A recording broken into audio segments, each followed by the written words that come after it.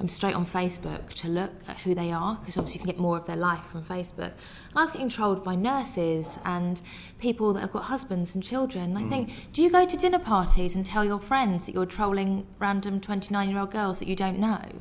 Like, are you proud of it? I don't understand. Like, I don't understand it. But what I'd say to them is, use the block button. I say to a lot of people that are coming into the public eye, like fast, so Love Island, Married at First Sight, etc., have one of your friends logged into your account, get them to go through your DM requests and get rid of any that you don't need to see. You don't need to see them.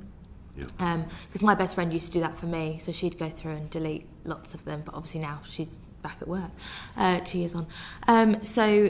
Yeah, it's really difficult. It's a really difficult question, and I'm really sorry I haven't given you a really good answer. But it's just, you have to just remember who you are and, like, do these people actually matter? Would you say keep yourself once removed from it? So yeah, try to keep yourself removed. And, I always thought it was just people in the public eye that got trolled. And then my cousin, who's like 17, she got tagged in a picture on Instagram, and we were out at a family dinner, and she clicked on it, and it was someone had put her on an account called The Ugliest Girls on Instagram and had tagged her, and I was like, you're 17 years old, and she was like crying at the dinner table because of it. And there's nothing you really can do, and this is why I think to have an account on Instagram, you need to have identification. And I know people say, well, identification costs money, and everyone's got a national insurance number. And if you're under 16, you don't have one, then your parents should have to put theirs, because one of my death threats was traced back to a 13-year-old. And you think, if that's what they're doing at 13 in their bedroom at their mum and dad's house, what are they going to do when they're 18 and they're out on their own? And I think there needs to be, I think that's the issue. It's not really about how you deal with it, it's what everyone else needs to do their bit. Yeah, okay. But Amy, isn't the fact that they'd managed to trace the 13-year-old in question, obviously we won't be discussing any more on that, because obviously it's a matter of judicial practice, but isn't the fact that they traced that an indication that there is a system in place? And there are many people who would feel as actually having identification, allowing the likes of Instagram, etc., to have identification sort of on their files and their servers, so to speak, could be quite a real intrusion, but also potentially be misused, because on this committee has seen through Facebook over time exactly how it misuses data. Yeah, I mean, I probably hadn't thought about that side. Obviously, from my point of view, it's more about, if you're going to say these horrible things to me, at least front up and say who you are. Don't do it from an account with a SpongeBob profile picture. But I can understand what you're saying, that, it's a double-edged sword, I think. Just before we move on to, Steve Brown's got some questions for you. I just want to just sort of play a little bit of devil's advocate here to a certain degree, and the fact is that we had an influencer in our first panel who was talking about trolling, etc., and the mental health damages that can ensue, which I completely understand. But to a certain extent, does this come with the territory? I mean, in the 1980s, obviously long before you were born as such, but we had the papers used to go through people's bins. I mean, just ask Elton John what horror he had to go through in his life due to press intrusion. And to a certain degree, this is just, you've put yourself out there. Yeah. First of all, how do you actually keep any part of yourself private? Yeah. And then secondly, isn't this just part of the territory? It does come with the territory. A lot of people, I get that a lot, is you've put yourself forward for it, you've opened yourself up to this, but you are quite naive before you go in. And people say, how can you even prepare for that, like, instant everyone knowing who you are?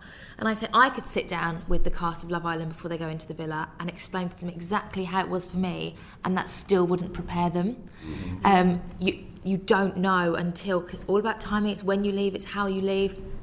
I walked out of the villa and I left, and there was 40 paparazzi and the entire British Airways cabin crew community and all my friends and family and people that had come back from holiday, all at Gatwick Airport. If I'd left the night before, there wouldn't have been anyone there.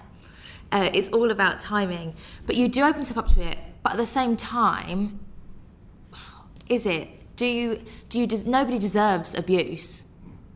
And, I mean, it does come with the territory, but I don't know, it's really hard. Death threats don't come with any territory. I do get your point. But I think that question does need to be asked. But to a certain degree, you said about the fact that no one can be prepared for this as they go in. Is it not a really dangerous cocktail, therefore? You've talked about the contestant in married at first sight. Yeah. And as I understand it, effectively you walk up an aisle and you're dumped or not dumped at the aisle. That's as I understand it. And then also when it comes to Love Island, there was 53,000 complaints recently when they inserted a girl into the house who had trust issues, and she actually said she had trust issues. And then they manufactured a scene in which they pretended effectively that her boyfriend was cheating on her in the other villa. Yeah. I mean that's cruelty, is it not? And isn't therefore that you're taking part in this, and that that however naive you may have been, and also how very switched on you are now, and everything else like that, and together. Yeah. At the same time, you're part of this issue as well. You are. You do pick of foot. I remember I heard this year when I was watching Love Island in the dressing room, a sort of background conversation, and I picked up on it. I don't know why, but I picked up on it. And they were talking about trolling. One of the girls said, "I say worse things to myself than anyone could ever say to me." And I used to say that about, I've had passengers shout at me in my face in the cabin before. No trolls are going to be horrible to me. It's a whole different ballgame. But you are right. We are sort of part of it. But at the same time, you do know what you're signing up for in the thing of it's a reality TV show, it's a structured reality show, and if it was boring, nobody would watch it. So you have to sort of take that into account as well. It's like when people say, like I've had friends that have done shows like me say, people keep coming up to me asking for pictures, and I'm like, they pretty much pay your wages, because if they didn't follow you on Instagram, brands wouldn't work with you. So it does all come into it, but yeah, I suppose we do sort of put ourselves... It was up in the ante all the time. There was the issue, to a certain degree. The fact is that the series of Love Island now is more... maybe the safeguards in place are greater, but at the same time the storylines are more punchy, if you like. And that itself can have quite an impact and be something that maybe perhaps... Where does it stop? Where do we end in that regard? And that's not really a question. Yes. That's just my... Steve Bryan.